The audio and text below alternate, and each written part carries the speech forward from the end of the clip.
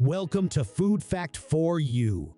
In today's episode, we're delving into a fascinating topic that might make you see your favorite steak in a whole new light.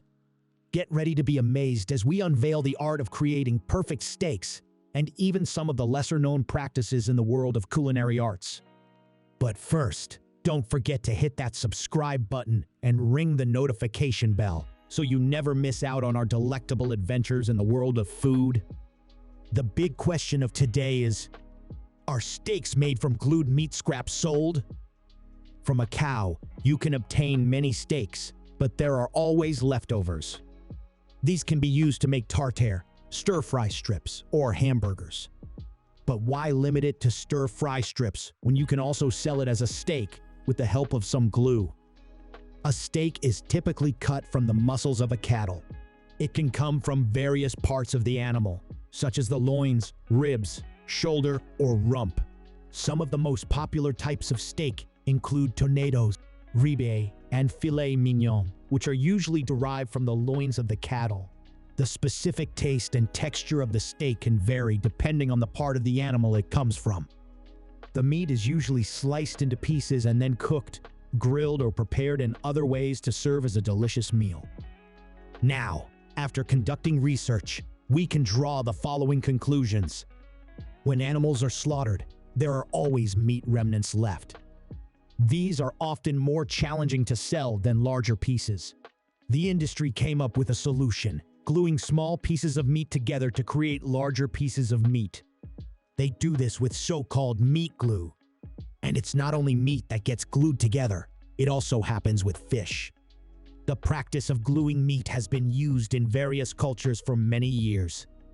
In Japan, for example, it is known as nikuzuke, where pieces of meat are glued together to create larger portions.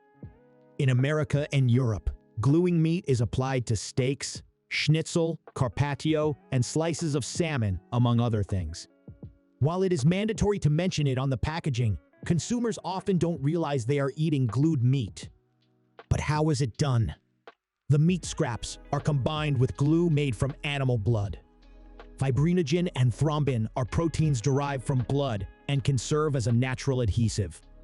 These proteins also contribute to blood clotting when there are injuries. The meat industry saw a solution in this sticky substance and discovered how to turn small meat scraps into massive turndoughs. The enzyme commonly used for gluing meat scraps is transglutaminase. This enzyme helps create strong bonds between the proteins in the meat, ensuring the glued pieces of meat are held together firmly. Here's how it works. Meat glue is added to the meat and fish remnants. The mixture of meat scraps and meat glue is left to soak for about a day.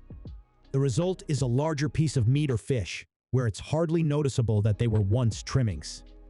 Meat producers employ this technique to cover costs and reduce waste. Many people prefer not to eat animals from head to toe. We'd rather buy a steak or schnitzel than mysterious meat scraps. Now that new meat or fish can be created from leftovers, there's much less waste. That's better for the wallet, the environment, and ultimately even the animals.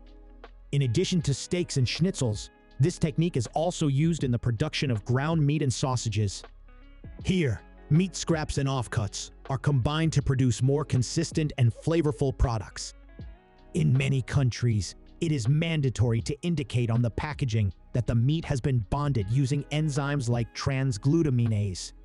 While gluing meat scraps can help make less popular or less tender cuts of meat more appealing, it cannot conceal all the shortcomings of poor quality meat. The final taste and texture of the glued meat depend heavily on the original meat quality. It is important to note that the use of meat glue and the practice of bonding meat remnants in the food industry is a complex subject with both advantages and disadvantages. And there you have it, the inside scoop on the world of meatcraft, where ingenuity and tradition collide to bring us the delectable steaks we adore. As always, we hope you enjoyed today's culinary exploration. Have any questions or want to share your thoughts? Drop a comment below and we'll be sure to join the conversation. Don't forget to like and subscribe.